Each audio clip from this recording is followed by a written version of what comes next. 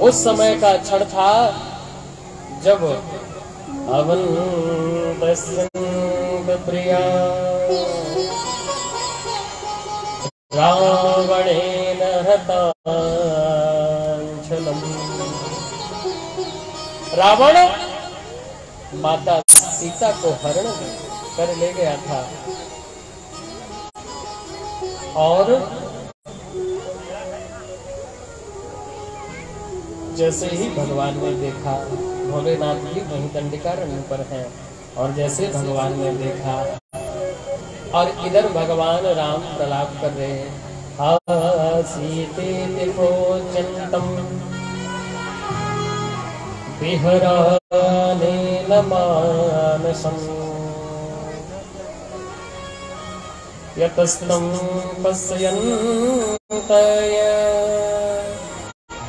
रुदन्तं मुहुर्मुहुः।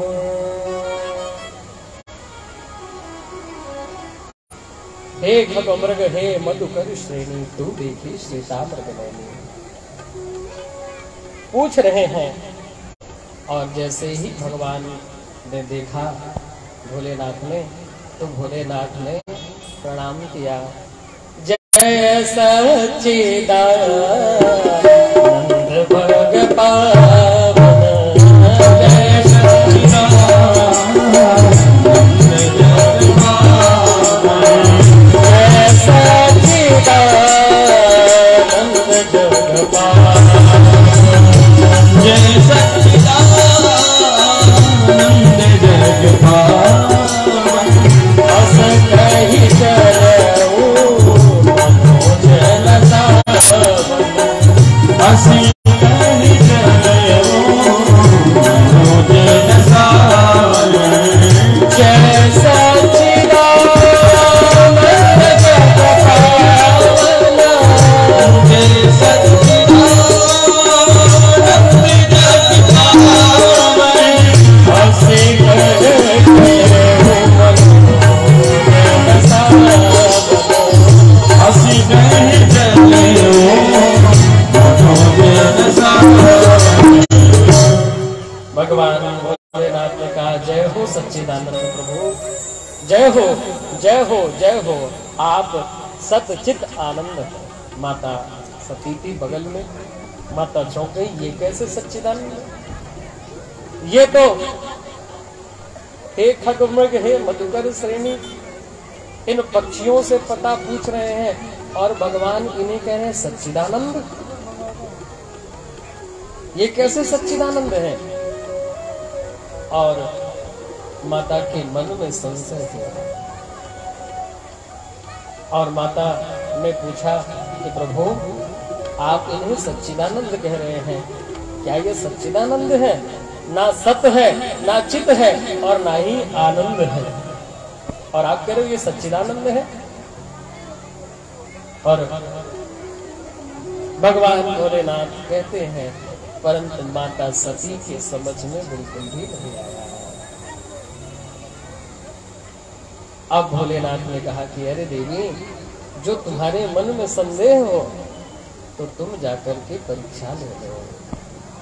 जो तुम्हारे मन अस सन दे, जो तुम्हारे मन अस सन दे हो, जो तुम्हारे मन अस सन दे हो, जो तुम्हारे मन अस सन दे हो, तुम जाए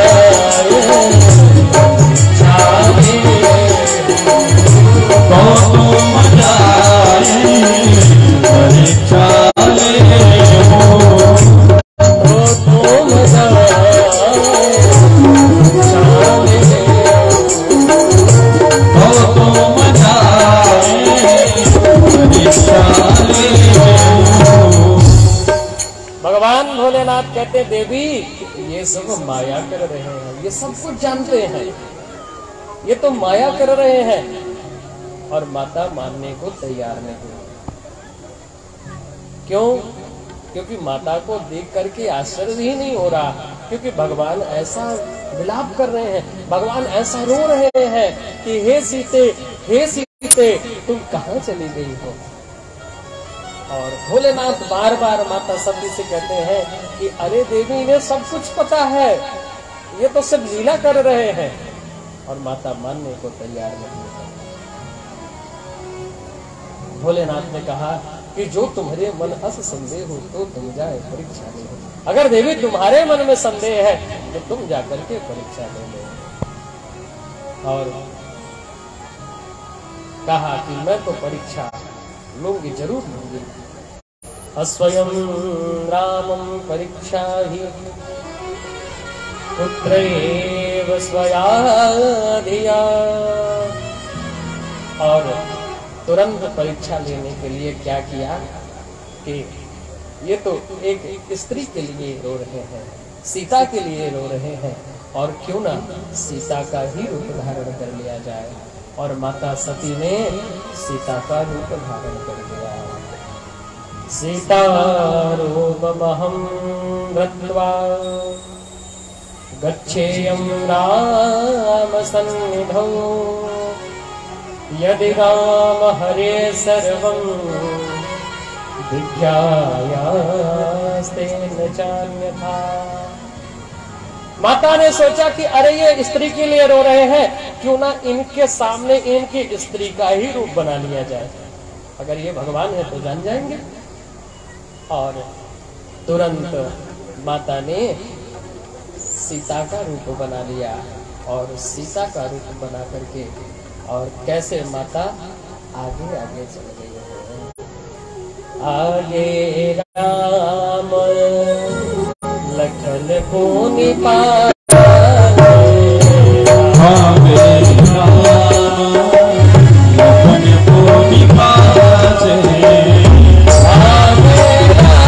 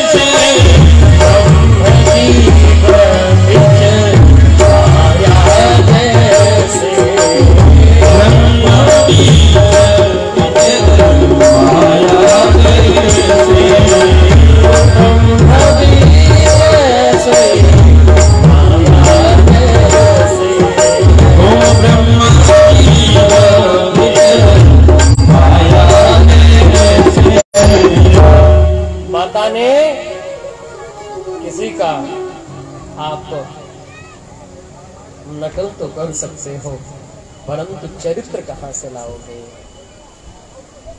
है पैसे से बिस्तर तो खरीद सकते हो, पर नींद कहाँ से लाओगे? पैसे से भोजन तो खरीद सकते हो, पर भूख कहाँ से लाओगे? परंतु सब कुछ हो सकता, पर स्वभाव आदमी का नहीं बदल सकता। प्रकृतिंच स्वभावंच।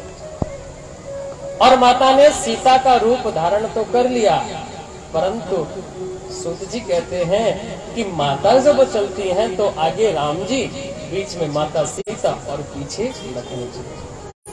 और आज माता सती सीता का रूप धारण करके आगे आगे चलती, और जैसे ही आगे आगे चल दी और इतने में ही राम जी की दृष्टि पड़ी।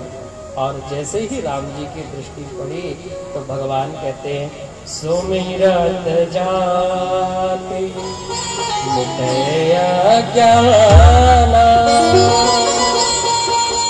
सोई सर्वज्ञ राम भगवाना। राम जी कौन है? सोई सर्वज्ञ, सब कुछ जानते हैं। और भगवान ने जैसे ही देखा और देखते ही भगवान राम ने कहा, माता जी प्रणाम। और जैसे ही माता जी प्रणाम कहा, सती माँ के आश्चर्य हो गया कि अरे 1 मिनट ये अभी रो रहे थे। और भगवान राम कहते, अरे माता आज कैसे अकेले अकेले, भोले बाबा कहाँ रह गए, भोले बाबा को कहाँ छोड़ दिया, कहीं कैलाश पर अकेले ही तो नहीं बैठे हैं। और जाकर के चरणों में प्रणाम किया भगवान ने और कहते हैं कि देवी आपके साथ जो भोले बाबा सदैव रहते हैं वो कहाँ चले गए। प्रेतस्तम सतिं ब्रूहि न शक्यं नो नमो गता एकाकी वने कस्मात् गदतां पापवायनी। और कहा और जाके चरणों में प्रणाम किया और कहते हैं कि अरे देवी तुम्हारे प्रभु कहाँ चले गए। महाराज में भगवान तुलसीदास कहते हैं, जो कृपान प्रभो कीन प्रणाम,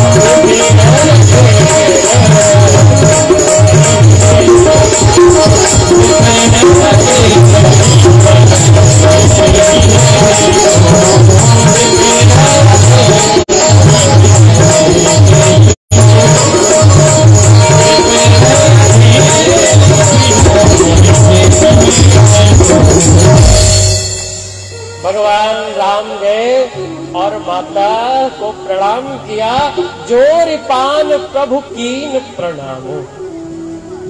और पिता समेत ले निज नामो।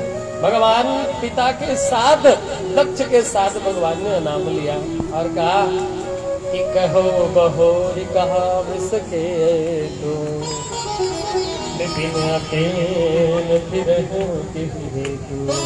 हे माँ आप अकेले क्यों भाग रही हैं। और जैसे ही माता ने देखा किसी की भेष पत्नी का धारण करे और उसको पति कहे माता, तो कितने लज्जे की बात है। और जैसे ही भगवान राम ने कहा कि अरे माता आप यहाँ कैसे भाग रही हो अकेले, नीचे को माता सती ने सर कर लिया और तुरंत लौट करके भगवान भोलेनाथ के पास आ गई। भोलेनाथ ने कहा देवी आ गई, ले ली परीक्षा आपने। माता सती ने झूठ बोल दिया। अब यही सबसे बड़ा दुर्भाग्य था कि माता को दूसरा जन्म लेना पड़ा। माता ने झूठ बोल दिया। भगवान भोलेनाथ ने कहा कि देवी आपने परीक्षा ले ली भगवान की। मैं तो पहले से कह रहा था ये तो सच्चिदानंद भगवान है और आपने परीक्षा ले ली। और माता कहती है कि प्रभु मैंने परीक्षा नहीं ली। और स्वामी बाबा कहते हैं कि माता कहती है कछु न परीक्षा लीन गोसाई, कीन प्रणाम तुम्हारे नाई। मैंने कोई परीक्षा नहीं ली और जैसे आपने प्रणाम किया वैसे मैंने प्रणाम किया। भोले बाबा समझ गए कि जैसे मैं प्रणाम किया हूँ ऐसा प्रणाम तो तुम कर ही नहीं सकती हो। क्योंकि शास्त्र की एक उपलब्धि है कि मैं तो साष्टांग प्रणाम किया हूँ और माताओं को कभी साष्टांग प्रणाम नहीं करना चाहिए। और आज भोले बाबा समझ गए कि ये झूठ बोल रही हैं, ये जो कह रही हैं कि कीन प्रणाम तुम्हारे हैं, मेरी तरह प्रणाम इन्होंने नहीं किया, ये तो झूठ बोल रही है। और तुरंत भोले बाबा ने धन्यस्त्वं परमासानम त्वामस्ते तथा गणा। भोले बाबा ने निश्चय कर लिया कि अब इस शरीर से हमारा और सती का मिलन दोबारा नहीं होगा। क्यों? क्योंकि मेरी मां का रूप धारण किया है, माता सीता का रूप धारण किया है, इसलिए इस जन्म में मेरा सती के साथ संबंध नहीं होगा, मेरा अब सती से मिलना नहीं होगा। और उसी दिन से भोले बाबा ने माता सती को त्याग दिया, निश्चय किया। और जैसे ही निश्चय किया तो तुरंत ऊपर से आकाशवाणी हो गई, धन्य है शिव, हे शिव आप धन्य है, आप अपने भक्तों के लिए आप स्वयं को कितने बलिष्ठ कर सकते हैं कि आप अपनी पत्नी को त्याग सकते हैं। पुष्प वर्षा होने लग गई। माता सती समझ नहीं पाई कि ऐसा क्या हो गया। माता पूछने लगी कि अरे ये पुष्पों की वर्षा क्यों हो रही है। और महाराज माता बार बार पूछती हैं, परंतु भोले बाबा नहीं बताते। क्यों? कि सत्यम ब्रूयात प्रियम ब्रूयात न ब्रूयात सत्यमप्रतम। सत्य बोलो परंतु मीठा बोलो। अगर किसी के दुख पहुंच रहा है आपके सत्य बोलने से, तो आप एक क्षण के लिए सत्य बोलो मत। और बार बार माता पूछती है कि क्या बात है, किस बात के लिए ये आकाशवाणी हुई, परंतु भोले बाबा बोले ही नहीं, मौन हो गए।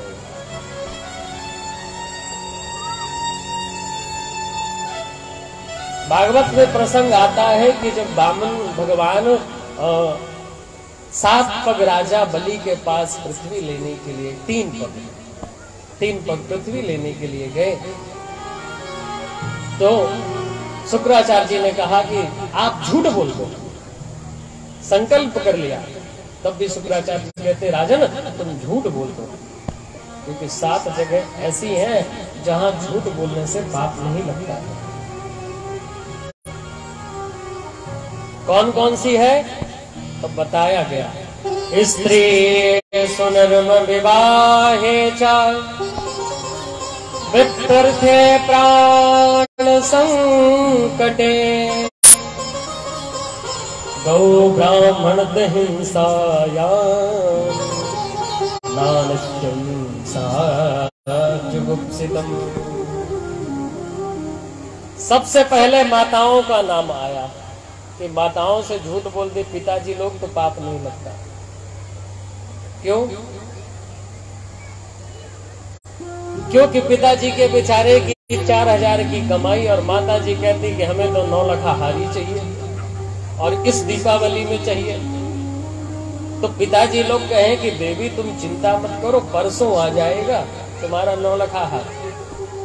और परसों करते करते चाहे बरसों बीत जाए और वो 9 लाख हार ना आए तो उसमें पाप नहीं लगता है।